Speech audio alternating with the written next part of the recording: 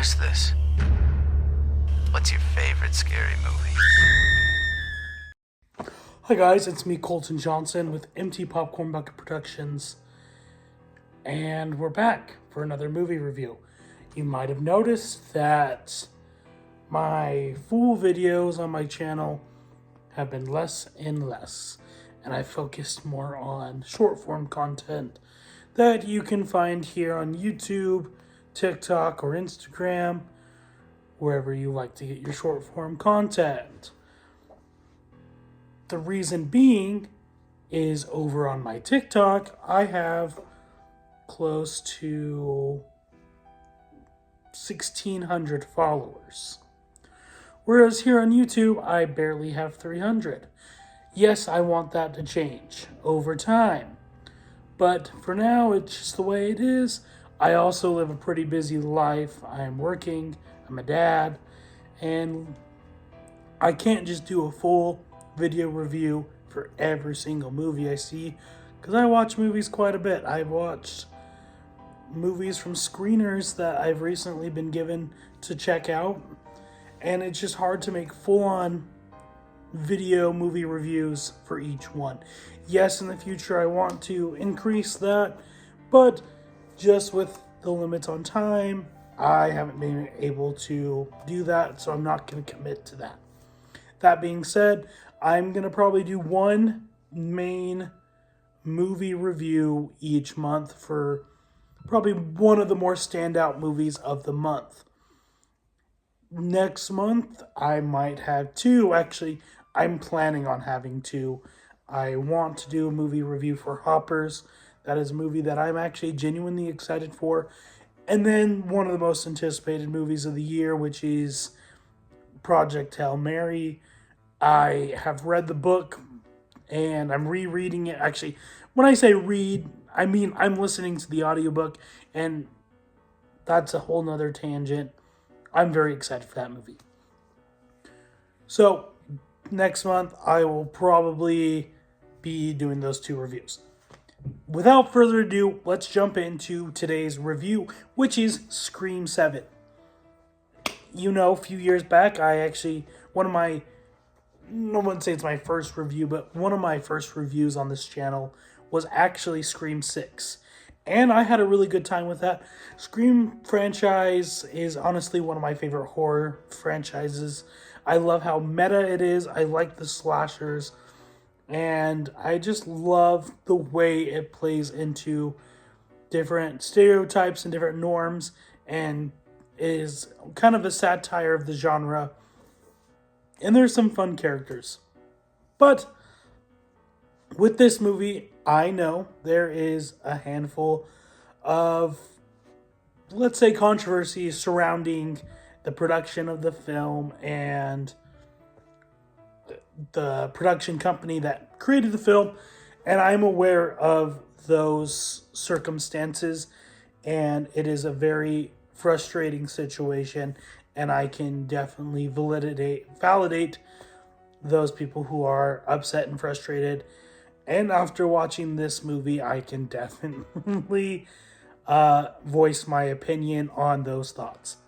So, jumping in to the movie, Scream 7 follows a return to form with bringing back Neve Campbell. She was absent in the last movie, and focusing on more her family, her daughter, and her husband in their new town, as well as other focuses on other children that are in kind of close to her daughter's age.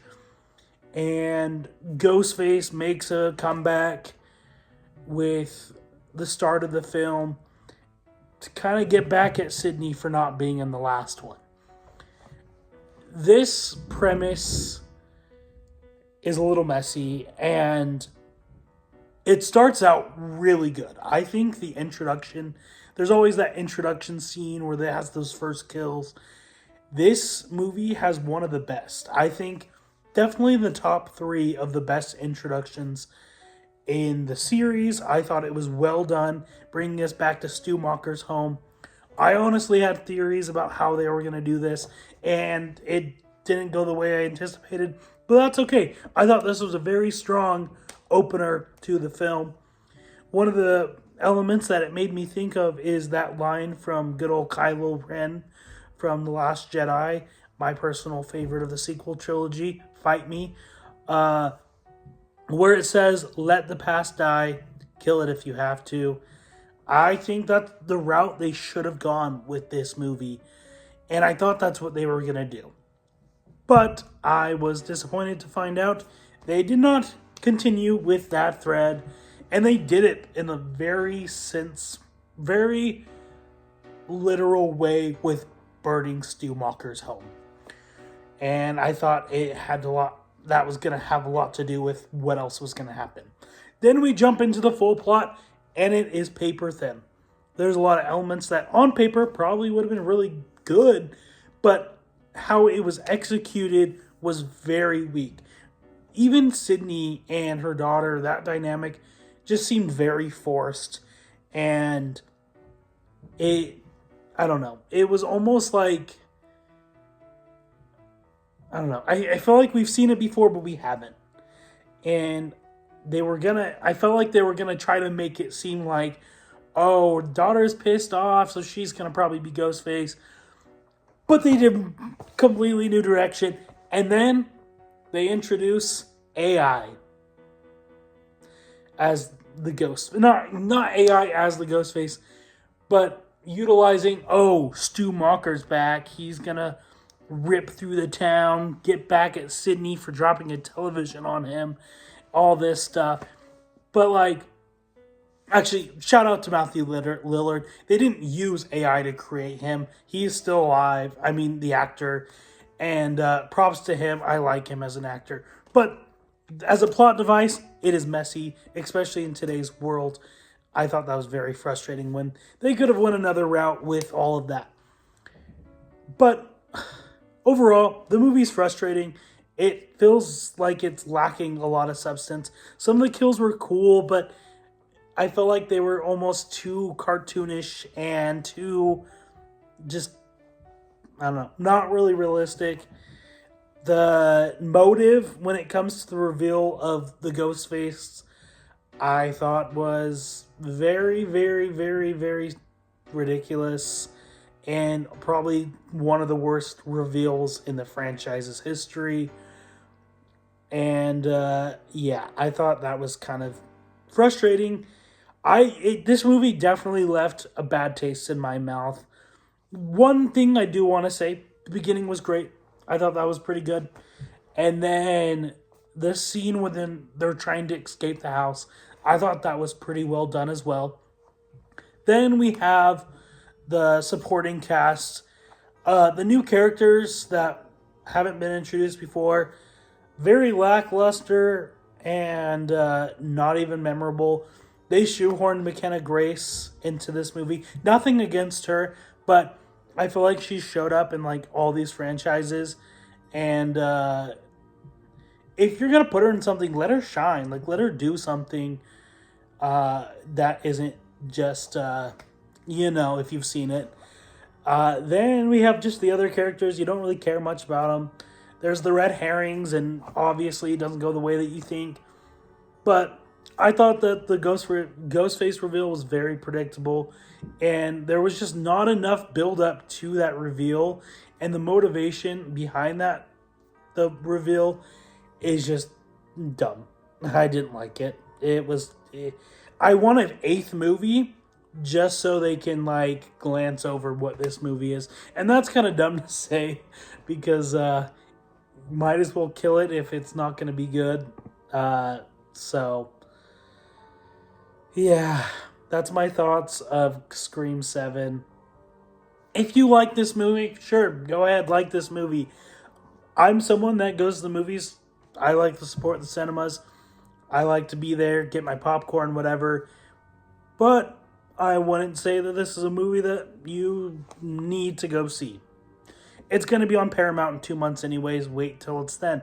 Or just don't watch it at all. If you're a fan of the franchise, you might get a kick out of it. Some nostalgia bait, everything involving like that. That was kind of the whole gimmick of the movie is, nostalgia. But I feel like they didn't play too hard into that. Other than that, it was all right. It was not terrible, but it wasn't. I wouldn't even say it was good. But that was just my thoughts. What are your thoughts? Let me know in the comments below. I have shorts that I do for each movie that I see, and I actually am planning a fun video, so stay tuned for that. I'm not going to reveal what it is, but it's in the works, and I promise I will make it. It's not really a movie review, but it's something that involves one of my favorite movies, so stay tuned for that. And be sure to like, subscribe, share, click that icon bell. I mean, if you want to get notified if I make a video and you want to check it out right away, do that. Subscribe, because not enough of you guys are subscribed, and I want to build that up. I have goals, I have ambitions, and I want to be able to pursue those ambitions, but that means you guys need to support those ambitions as well.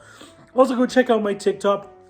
That's usually where I'm ongoingly posting content, and as well as Instagram. And then if you want to see a review, any movie that I watch, go check out my letterbox. All of this is in the description below.